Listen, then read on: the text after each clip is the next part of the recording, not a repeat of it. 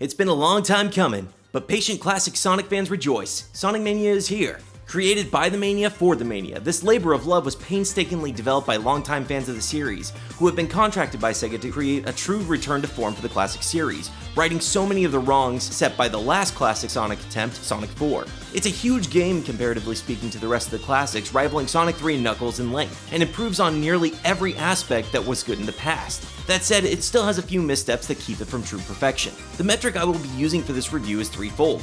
The first and most important is how it adheres to the four essential elements of Sonic: momentum-based speed, a low-skill floor and a high-skill ceiling, level design that conveys directions and shifts in pace, and automation that is meant to augment and not override. If you aren't aware of the details of these elements, check out my previous video going into detail on each one.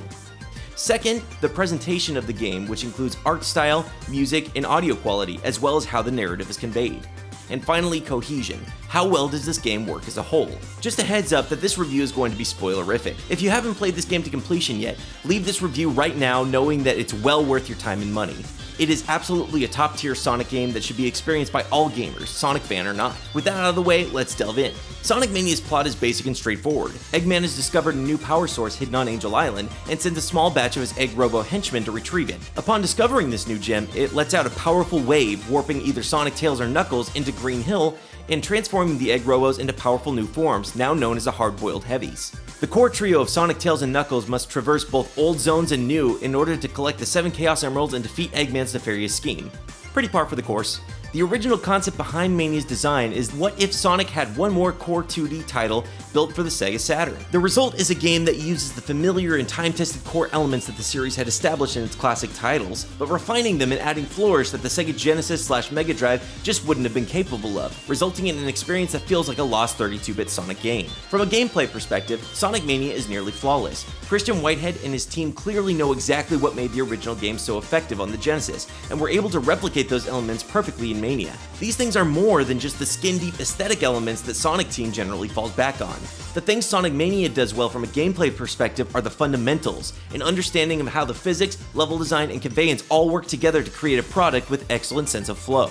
The physics and momentum-based platforming of Sonic is in full force here. This is complemented by the level design of the game, which balances speed and challenge in such an elegant way. I feel pretty confident in saying that from a mechanical standpoint, Sonic Mania is far and away the best designed classic Sonic title period, even outdoing Sonic 3 and Knuckles. The key to this improvement lies in Mania's team adapting a sort of hybrid design formula from the more open-air form of Sonic CD, but with a clear emphasis on forward movement from Sonic 2, resulting in a game that encourages exploration and replaying stages to find new secrets. While Sonic 3 and Knuckles also did this, its approach utilized a more segmented form of multiple paths, as opposed to what Mania does, which is essentially allowing the player to completely change up their route at nearly any given time. Thus, the level design feels less like specific routes and more like a giant physics playground where the trail you blaze is limited only by your knowledge of how Sonic and Co's physics interact with the world around them. This is bolstered by the fact that the boosters and utilization of automated sequences are left nearly completely absent from the game.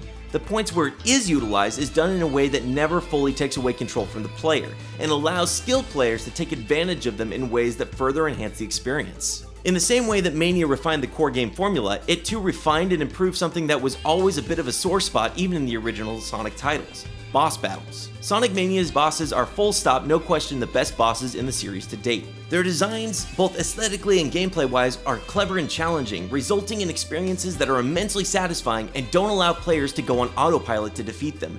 Players must constantly remain on their toes. Speaking of challenge, the special stages too have seen a complete overhaul in Mania, and the result is once again an experience that is top tier for the series. The Sonic R, Sonic CD, Sonic Heroes hybrid special stages require the player to give chase to a UFO to receive a Chaos Emerald, collecting blue spheres to speed up and rings to give them enough time to do so. It's a delicate balance that requires ever-increasing skill to master, or just enough knowledge to cheese the physics to be able to finish in less than 10 seconds. Following the blue sphere theme comes the return of the original blue sphere game from Sonic 3 and Knuckles, which is now accessed by ring-based checkpoint stars that Sonic, Tails, and Knuckles must jump into.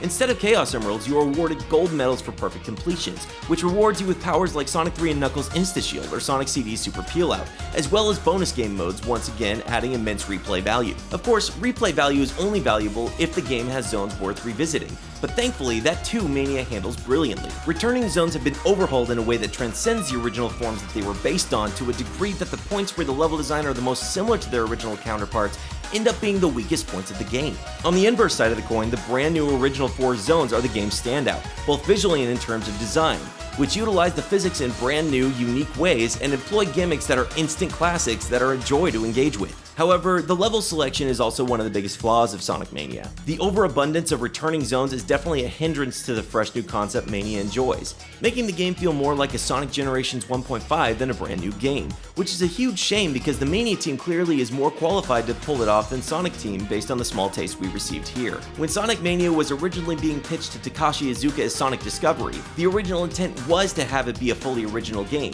However, Iizuka required old zones to be thrown in as a stipulation for it being greenlit, which was undoubtedly a poor decision. Here's hoping the next installment rectifies this with no returning zones. The utilization of previous zones also causes another issue, which is inconsistency with how the zones themselves transition into each other. The pre- and post-zone cutscenes from Sonic 3 and Knuckles make a return, and when they're utilized, it's charming and enriches the whole experience. However, they are not used consistently, resulting in a lack of overall cohesion. Some zones have them, some don't. It's a shame because using these cutscenes to establish geographic locations is such a fantastic idea, it feels like a step back not to use them throughout the game. Despite these small setbacks and a final boss which is a bit underwhelming, Sonic Mania is a true masterpiece of 2D gaming.